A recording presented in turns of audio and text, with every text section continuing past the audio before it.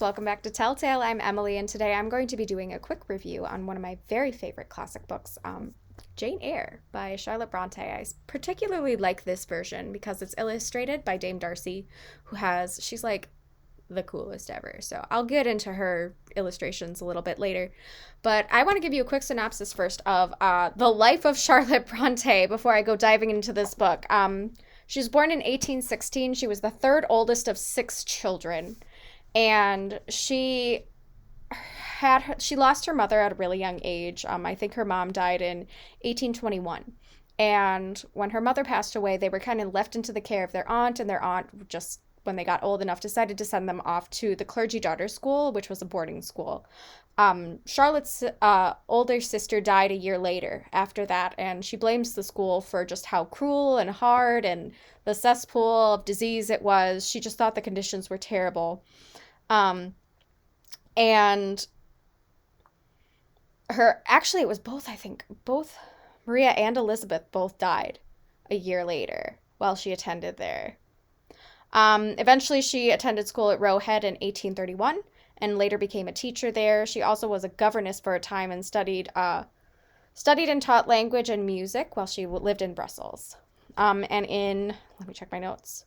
She took on the pseudonym Currer Bell in 1846. That was a male pseudonym because she wanted to get into publishing to help support her family. And she ended up publishing Jane Eyre 1 year later, which was the most successful of all her books.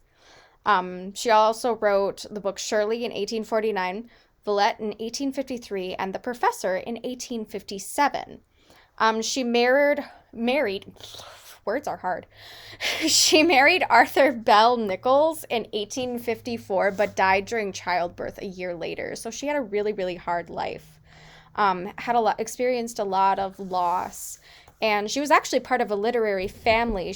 Her two other sisters, Emily and Anne, were also writers, and they often had debates. It is rumored that Jane Eyre was actually written as a challenge from Emily Bronte, her younger sister, she basically thought, like, they had gotten into an argument, rumor has it, that you couldn't write a book with a female protagonist that wasn't beautiful and have an audience enjoy the book or sympathize with the main protagonist if she wasn't beautiful. So Emily Bronte kind of always wrote these wishy-washy things where the main female protagonist was really pretty and, by description. And Jane Eyre was Charlotte's response to that by saying, you know what, I'm going to make a plain, ordinary woman a really sympathetic character. And I personally believe she was very successful in doing that because she made Jane Eyre to be a really intelligent, well-read, kind of tragic character to a degree. And also, if you ever read Jane Eyre before, you realize a lot of, just from like Charlotte Bronte's life, a lot of, like, I believe 10% of what's written here is true. Because it speaks a lot to Charlotte's experience of being a governess, because Jane was a governess. It speaks a lot to loss, because Jane Eyre loses some friends when she's at school. Also a boarding school. The boarding school was not a great place that Jane came from. Neither was Charlotte. So you can see a lot of mirroring from Charlotte's life being put into Jane Eyre, which I think makes it a really realistic book. Synopsis. Jane is a young orphan. She gets sent to an orphan boarding school, loses some friends, and kind of gets taught to become what every woman in her day and age is taught to become. You're either a governess or a secretary if you were a working person who was female during this time. She, let's see. She becomes a governess for a young lady who's the ward of Mr. Rochester. And Mr. Rochester is a fairly wealthy, it doesn't really describe if he's a noble or not, but he's definitely a wealthy man in Europe.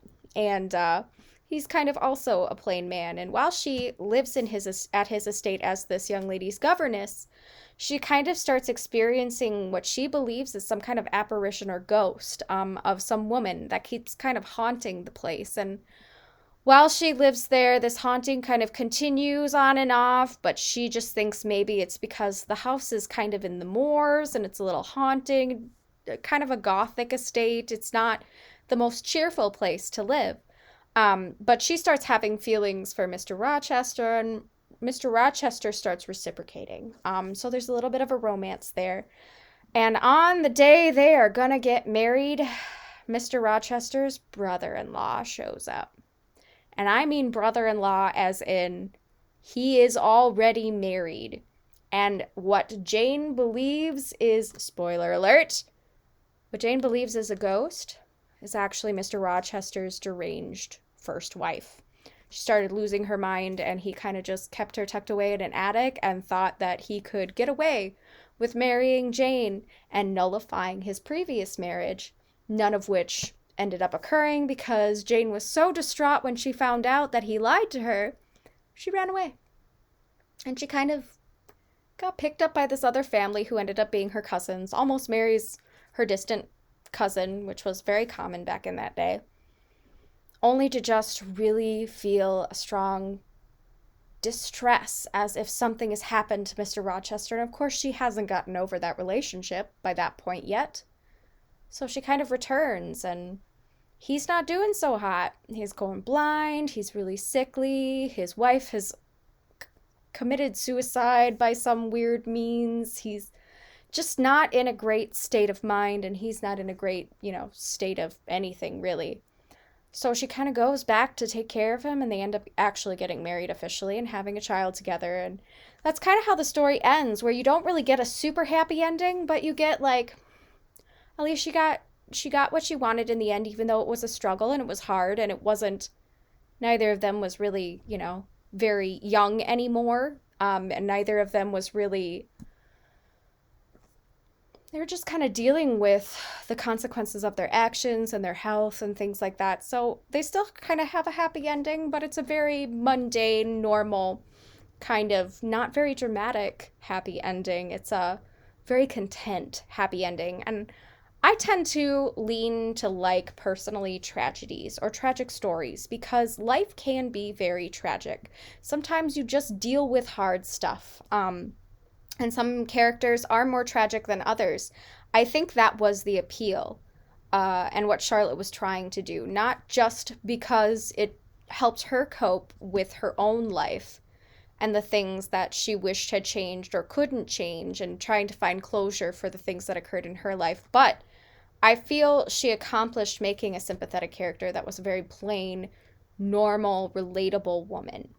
And I think we needed that for our time where we didn't want extraordinary, beautiful, super wealthy, like high society women to be our heroes. We wanted the normal, everyday woman to be a hero for us or to have overcome certain difficulties. So I think that's the appeal of Jane Eyre personally. I really enjoyed the story for that reason, where she was just a really sympathetic and realistic character. She wasn't beautiful, she wasn't extraordinary, she didn't, do great things, but she overcame great things that were really, really, really difficult, that most people would not have the strength to overcome, especially with how much loss she experienced and heartbreak. And then still somehow finding it in her heart to go back to that which hurt her the most and then being able to forgive that and kind of move on.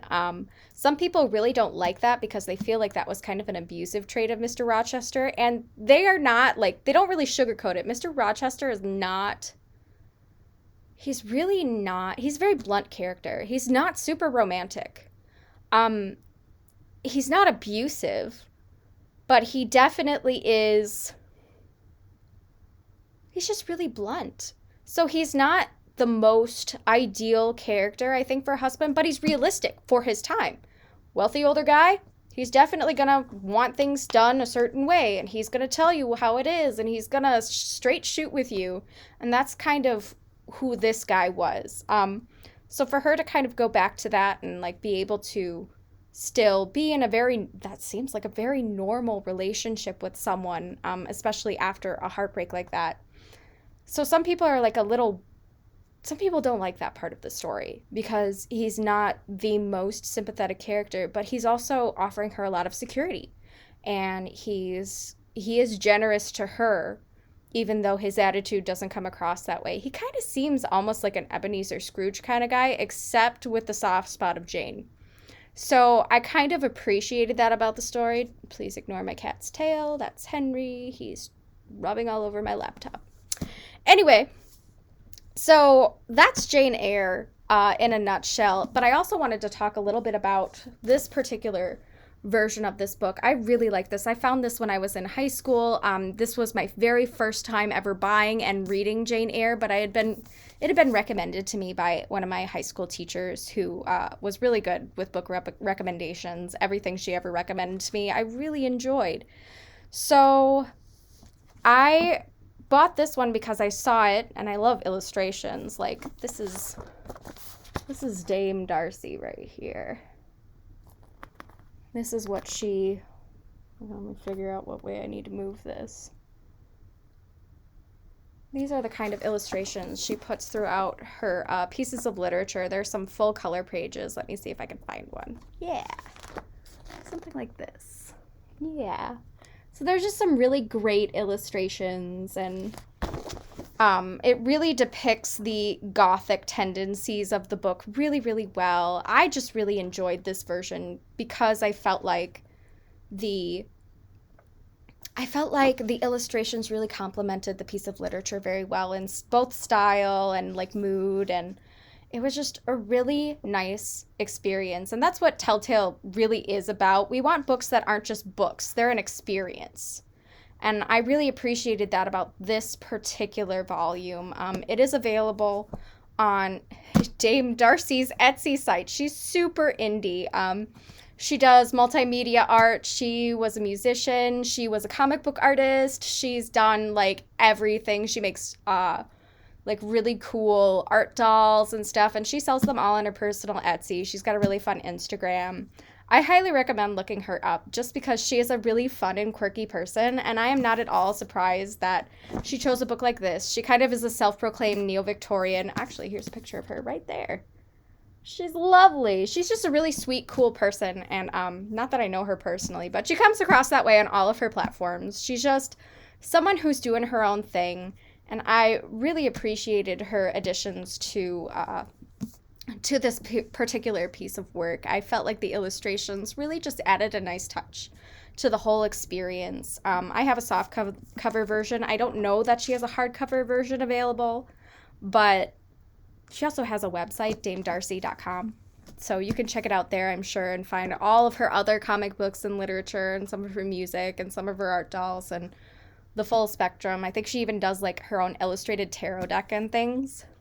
So, and this is not sponsored. I just really love her work and really want to support her because she is a strong, independent woman who just is a full-time creative.